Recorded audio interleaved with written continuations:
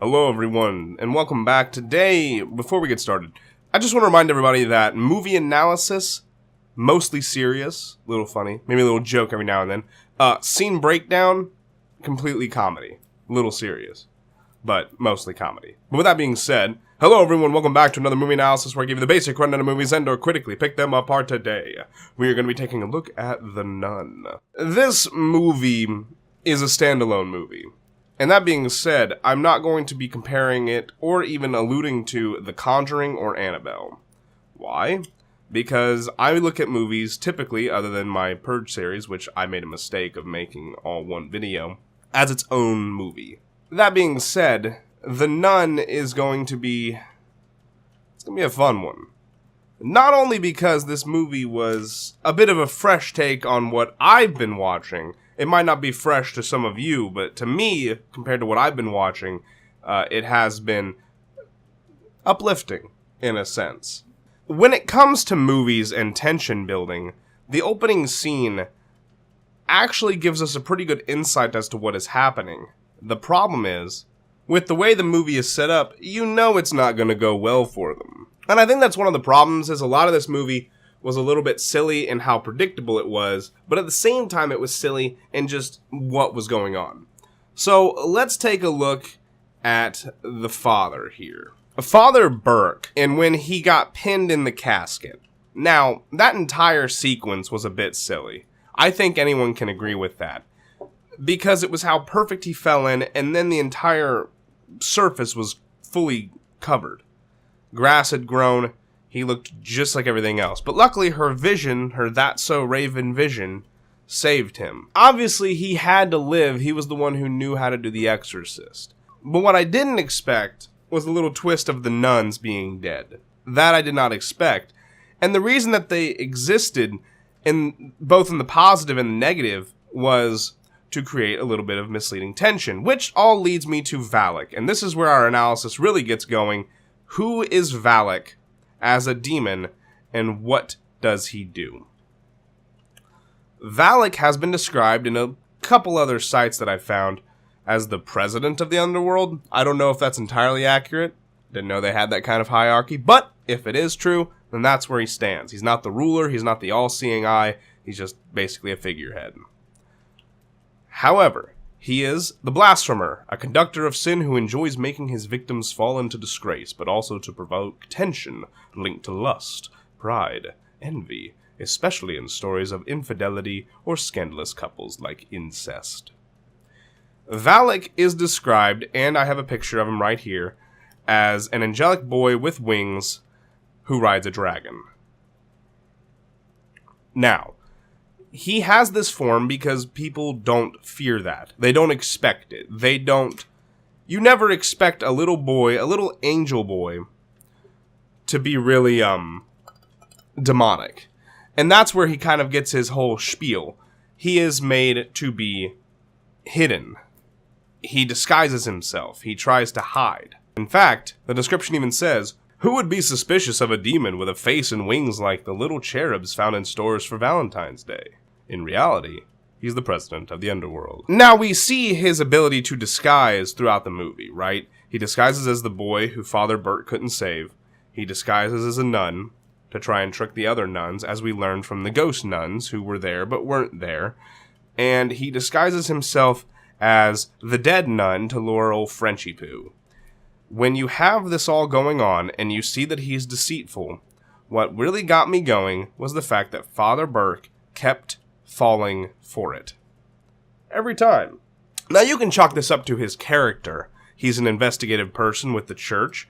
He is here to expel a demon. He is going to search for it, find it. He wants it to lure him to itself, and then he's going to try and beat it. However, this demon was very powerful. VALAK being associated with a portal to hell is a bit odd, if you think about it. He is not the most powerful demon, but he is a powerful demon nonetheless. Though how come a sacrifice was made to give Payman a host, but not VALAK? In fact, let's see how we summon old VALAK here.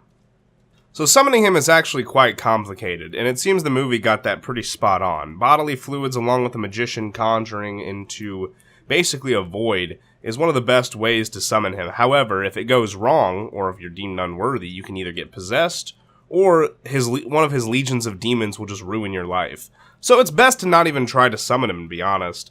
Unlike with Payman, the worst that you could get with Payman is possessed, or he just gives you all-knowing knowledge, but you have to do that sort of in a group.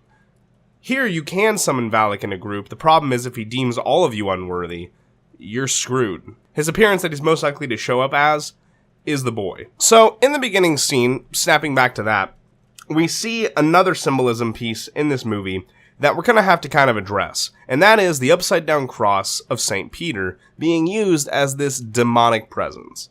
So, we really need to take a look as to where that comes from.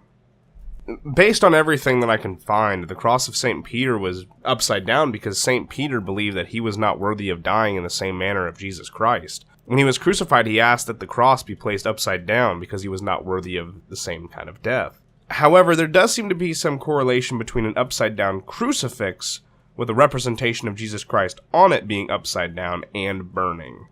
That is the only real demonic or anti-Christian symbol as far as crosses go. I've put a picture of an upside-down cross versus a satanic cross to compare. One is far more extreme than the other. So right here, I did a little research. So, when it comes to the Christian symbol that we've got,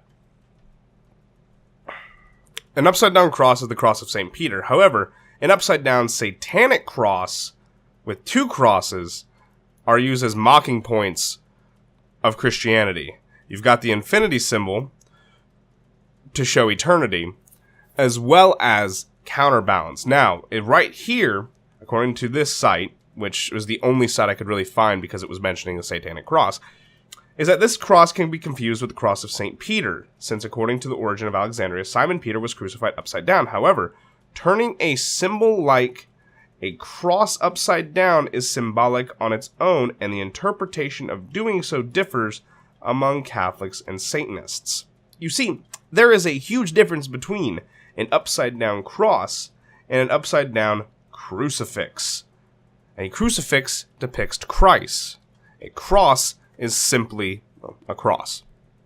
So, that is the biggest difference of symbolism in this movie. When it comes to self-sacrifice, that seems to be a common theme in the beginning of the movie, but we don't see it again throughout the film. Now, I mentioned the nuns earlier in this video, and we're going to go back to them right now, because I think, and this is my theory, obviously you can feel free to disagree with me. I feel like the nuns were not there to inform and protect her. I feel they were there to give her information, a false sense of security, to lure her into an open area, to get her to the portal to hell. Now, why do I think all that? In the end of the film, or near the end, you see the circle of nuns in all black. You can't see their face, and they are just staring down Father Burke, who has to throw down oil in the shape of a cross to burn it, and he says his little prayer, and they stay back, right? Well, earlier we see them as they are quote-unquote protecting Sister Irene. Sister Irene is in the room, in which case, the dead nun is around her, jumps out the window, see her again. Like 1408, by the way, little reference there. But anyway, she sees all that, the door opens, and she is lured out. Then, mysteriously, after she goes to the door and that whole scene happens, I believe it was Sister Ruth. I believe it was Sister Ruth or Sister Oyana. I cannot remember which one. But a nun just comes out of nowhere, grabs her, quiets her, and the demon is mysteriously quiet and gone. We don't see it. Why? Why would the demon want to chase her? It knows where she's at. The demon knows that she is still with beings that are under his control. So why would he care? Now, next what you've got is the whole sequence in which they're trying to pray, and the nun is dead. You see this whole scene, it shakes out. But then they're like, no matter what, don't stop praying. Well, here's the thing. If they're already dead and they're under his control, that prayer is going to do nothing. And we see it do nothing because they get tossed around like rag dolls. Then they get up. Some of them anyway. And all of a sudden, yeah, the nuns were warning me. Oh, where are the nuns? Oh. The demon fed them all this information, and it's known for being misleading. It's known for drawing you into a false sense of security. It's known for hiding itself in plain sight. So, why would it be out of the ordinary? Why would it be so extreme to think that the nuns were not there to help, no matter what the illusion we got? They were there to mislead her, to make her mistrust everything. They gave her a false sense of security, and then everything else was just from there. They gave her the information, she carried it out, she found the relic, the demon wanted the relic so it could have it and destroy it. Clearly that's what we see. But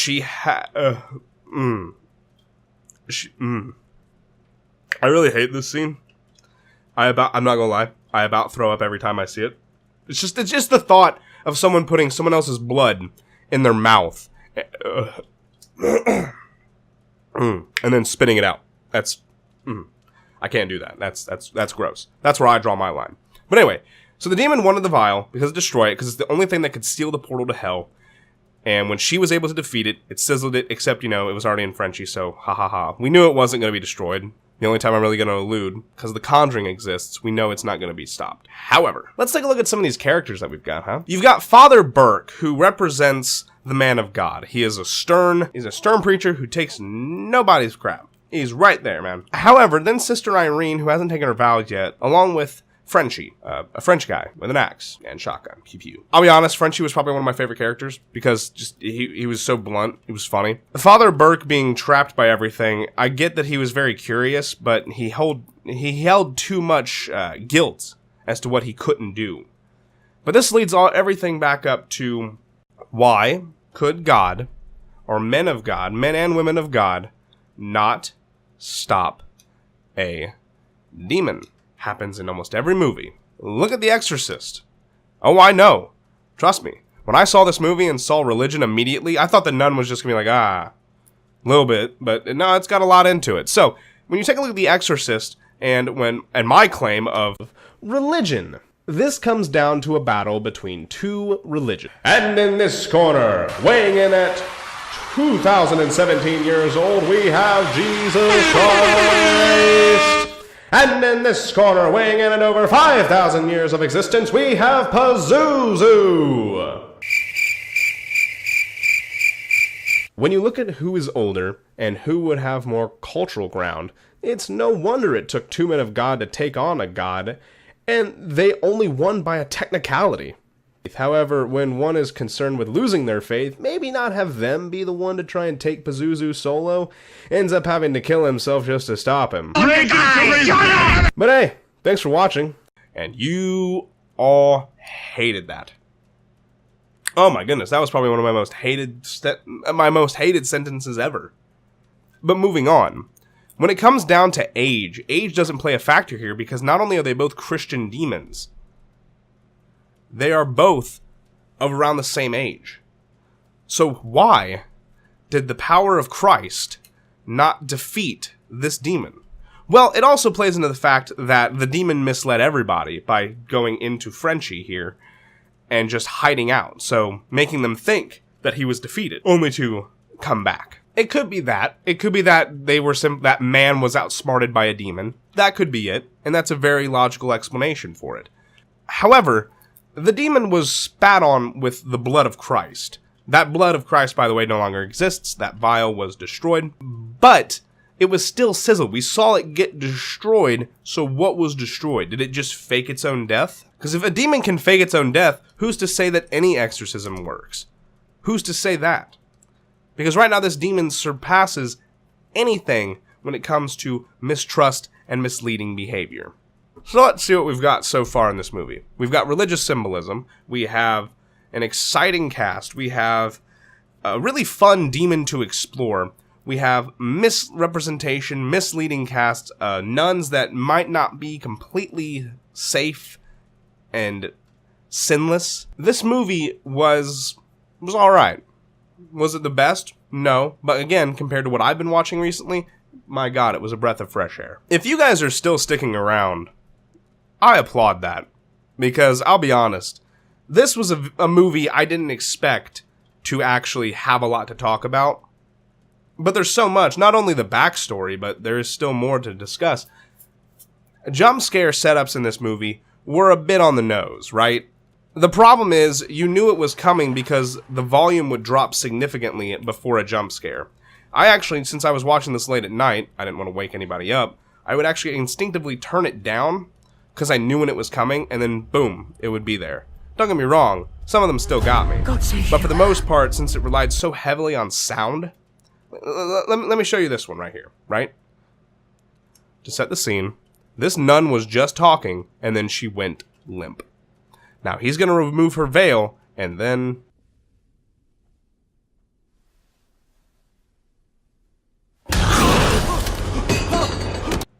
right there. You kind of knew something was going to happen. You knew there was going to be a scare, you just didn't know what it was going to be. Like the radio turning on. When it zooms in, everything's quiet. You just know 3, 2, 1, radio. These little things that are predictable, but not predictable. Like, I didn't expect Father Burke to fall into a casket. That I did not expect. I did not expect that every nun in there was dead. Though I did have my suspicion when they said that there was only 2 nuns, as Frenchie said. There were only 2 maintaining it, and they are dead. We saw them die. When it comes to the scene selection, and the way that this scene tries to convey helplessness, we see that in the scene of the tunnel, where she is being sucked toward the demon, though the frame is tilting, because she has we have no control to keep it level. Level means that there's a chance. Unlevel and turning makes it sound like there is chaos and no balance. Little film tactic for you. That's a little film strategy, a little film breakdown, a little film analysis there. We do a little bit of analysis on that analysis guy here. When it comes to the lighting, we're not going to talk about lighting. That's getting way too picky on this movie. If I want to talk about certain film elements, I might make a second video, though I am doing a scene breakdown in the making because this movie had a lot of gems, just so many gems. Let's just show one of my favorite parts. Frenchie with the shotgun. So great. So nice. So wonderful. Alrighty guys, that's going to do it for me. Remember to leave a like, comment, and subscribe for more videos. And if you really like the video, go ahead and click that little share button to Facebook, Twitter, what have you. Share with your friends. Let them see all that. My name is That Analysis Guy, and I will see you all next time. Peace.